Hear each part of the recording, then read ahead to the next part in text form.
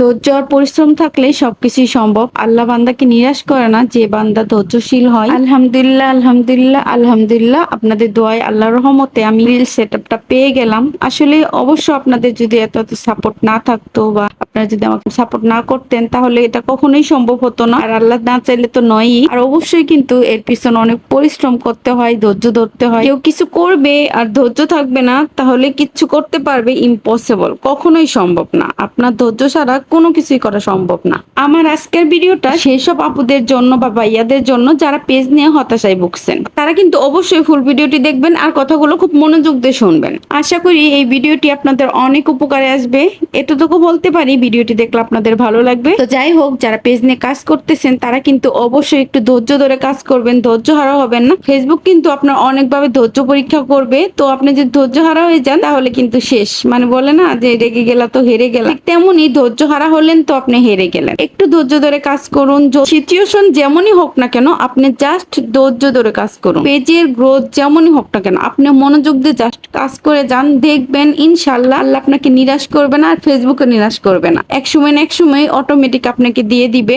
এই বাজে সিচুয়েশন গুলো কিন্তু আমিও পার করে এসেছি, যে কাজ করব কি করব না, মানে পেজের অবস্থা এত বাজে হয়ে গেছিল। তারপর কিন্তু আমি কখনোই ধৈর্য হারা হইনি। তো আপনারাও ধৈর্য হারা হবেন না। তো আপনাদের সাথেও দেখবেন ভালো একটা কিছু করবে। তো যাই হোক, আলহামদুলিল্লাহ আপনাদের দয়ায় আমি রিল সেটআপটা পেয়ে গেছি। অবশ্যই আপনাদের বেশি বেশি যদি সাপোর্ট না থাকতো, ভালোবাসা না থাকতো, তাহলে কখনোই সম্ভব হতো না। আরো বেশি বেশি দোয়া করবেন, সাপোর্ট করবেন। আর হ্যাঁ, একটা কথা এখানে না বললেই নয়, আমার মা যদি বেশি বেশি দোয়া না করতো আর বেশি বেশি সাপোর্ট না করতো, তাহলে হয়তো বা আমি কবেই ছেড়ে দিতাম। আসলে তো দূর আসা সম্ভব হতো না। আরো ইনশাল্লাহ আপনাদের ভালোবাসা এবং দোয়ায় অনেক দূরে এগিয়ে যেতে চাই। আমার জন্য দোয়া করবেন, আপনাদের জন্য অনেক অনেক দোয়া রইলো। আর যে আপুরা আমার মতো কষ্ট করে বাচ্চা নিয়ে ভিডিও বানাও, তাদেরকে বলবো আপনারা কখনোই ধৈর্য হারা হবেন না। একদম ধৈর্য ধরে লেগে থাকেন, দেখবেন একদিন না একদিন একটা কিছু হবেই। হয়তো বা আজ বা কাল বা 1 মাস 2 মাস 3 মাস 1 বছর, কিন্তু হবেই। ধৈর্য ছাড়া কিছুই সম্ভব না।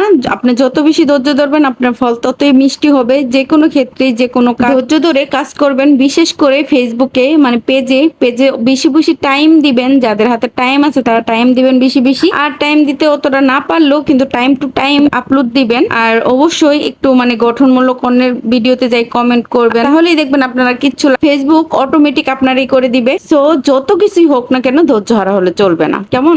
অবশ্যই ধৈর্য ধরে কাজ করতে হবে। আর আশেপাশের মানুষ, তাদের কথা জাস্ট ইগনোর করবেন। তারা যত যাই বলুক না কেন, হ্যান ত্যান অনেক কিছুই কিন্তু বলবে। আশেপাশের মানুষগুলা অনুপ্রেরণা দেওয়ার মতন খুব কম মানুষই পাবেন আপনি, কিন্তু দেখবেন আপনাকে হতাশাগ্রস্ত করার জন্য তারা কিন্তু এক পায়ের উপর খাড়া। কি বলবো, মানে অনেক ভাবে আপনাকে চেষ্টা করবে নিচে নামানোর জন্য। আপনি উপর উঠতে চাইলে আপনাকে কেউ মোটিভেট করবে না, একদম কাছের আর আপন মানুষ ছাড়া ছাড়া অনেক আপন মানুষ আপনাকে মোটিভেট করবে না, ডিমোটিভেট করার ট্রাই করবে। আপনার নিজেকেই নিজের মোটিভেট করতে হবে, নিজের মনটাকে শক্ত রাখতে হবে, নিজের জায়গাটা স্থির রাখতে হবে। আপনার নিজেকেই নিজের রাস্তা দেখিয়ে নিতে হবে। মানুষের কথা জাস্ট ইগনোর করবে, ব্যাস এইটুকুই এনাফ। তো সবাই ধৈর্য ধরে কাজ করবেন। কথা বলতে বলতে দেখেন আমি একটু খিচুড়ি রান্না করে নিলাম সকালে। সরি সকাল না, ঠিক দুপুর টাইম আর কি। ঠান্ডা বাজছিল। আর এই খিচুড়িটা সবার এত প্রিয়, ভাত বাসলেই মানে পান্তা ভাত বাসলেই সবাই এই খিচুড়িটা খেতে চাই, তার জন্য রান্না করে নিলাম। আর এই তো একটু ভিডিও ক্লিপ নিয়ে রাখলাম। যাই হোক, অনেক ক্ষুধা লাগছে, এখন খেয়ে নিবো। ভিডিওটি কেমন হলো অবশ্যই কমেন্টে জানাবেন। আর হ্যাঁ, গাছ থেকে কিছু আম পেড়ে নিয়ে হচ্ছে। এখানে বিদায় নিচ্ছি। আল্লাহ হাফিজ, টাটা।